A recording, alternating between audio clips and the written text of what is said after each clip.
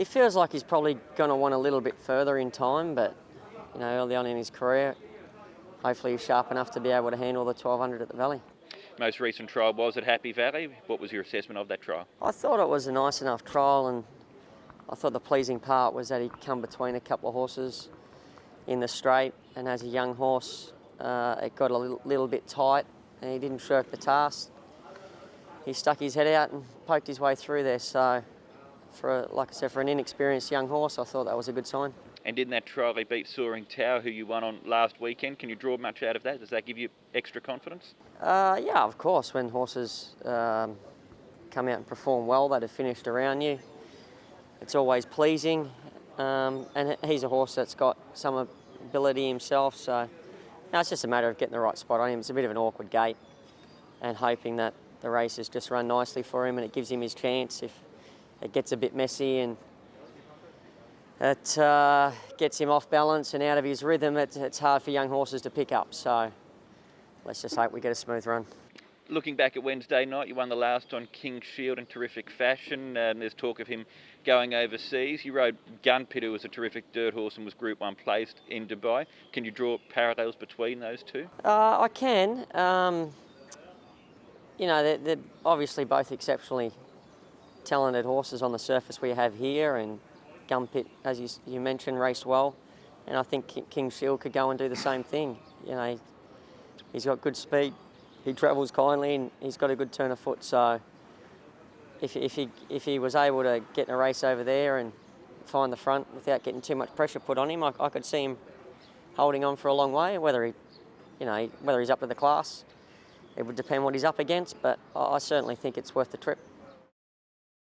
Blake Harmony and Blessed steps out of the races for the first time on Sunday. Have it a bit to do with this horse? What sort of opinion do you have?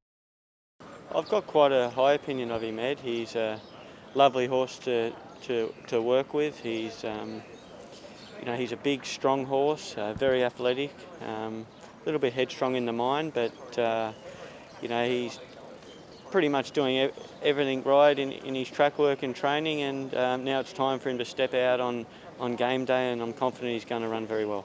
Let's talk about a couple of the trials that you've ridden him in. The Happy Valley trial, it's a tight, tricky sort of track.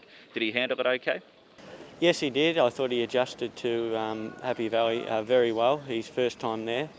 He jumped well, put himself in a great position there, leading all the way, and won basically untouched. So that was a really nice trial on that occasion. And the straight track trial that he had most recently, he looked a bit keen and a little bit green, a bit erratic that morning. He was. I think from watching it, and from my point of view, as soon as the barriers open, he wanted to go right, and I feel that's because he was just looking for the inside rail, and all the way up the straight he was wanting to drift to the right. So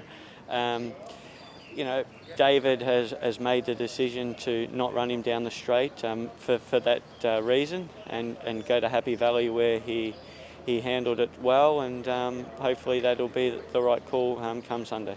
And you're drawn barrier number 5, then would it be the plan to use that speed that he's got? I think so. He's quite a naturally free-running style of horse. Obviously, Happy Valley 1000, it's a high-pressure, high-intensity sort of race. But this horse's style, I think, is a rolling style. So I would suggest that he's going to settle in the first 3 quite comfortably. Chad Manstar steps out for the first time on the weekend, raced as Riverside's Cash when he was in Australia. Can he get the cash? Hoping so. His trials have been good. I think he's won both of them, and he's a nice horse. He's very speedy. He's very professional. He jumps, he runs, he'll make his own luck, and he's definitely fit enough to go the races. He's never been to Happy Valley before. Is that a concern for you? Not at all. He's a small horse with a lot of speed. He's got no vices. I think he'll corner around the track really, really well. And a bit of a different Sunday for you. Will it be a bit weird getting in the car to go to the races as opposed to walking down from your apartment to the jockey's room here at Sha Tin? Yeah, something a bit different, but it is nice. I always enjoy these Happy Valley Day meetings. They don't come around all that often, but hopefully there's a couple of winners amongst them. Frankie Aries, what did you think of his first up? First time the jaw is outside, and then we need to jump fast and then try to get in front. When I saw he's quite fast and then a bit easy to lead in front, so he's got a chance. Last time, he went good last time. He's been to Chung Fa. He's recently come back. Are you happy with his condition since he's come back from Chung Fa? Yes, yes. Some of the horse sent to Chung Fa, they come back to Hong Kong is really good. He steps up to Class 3 now. How do you think he'll handle this step up in class? I think at this moment no problem because he got a lightweight, and then the jaw a little bit better than last time. He also really good in Happy Valley, the horse. He's always looked like a promising sort of a horse, Frankie. Is the best still ahead of Aries? Yes, for me he's really consistent.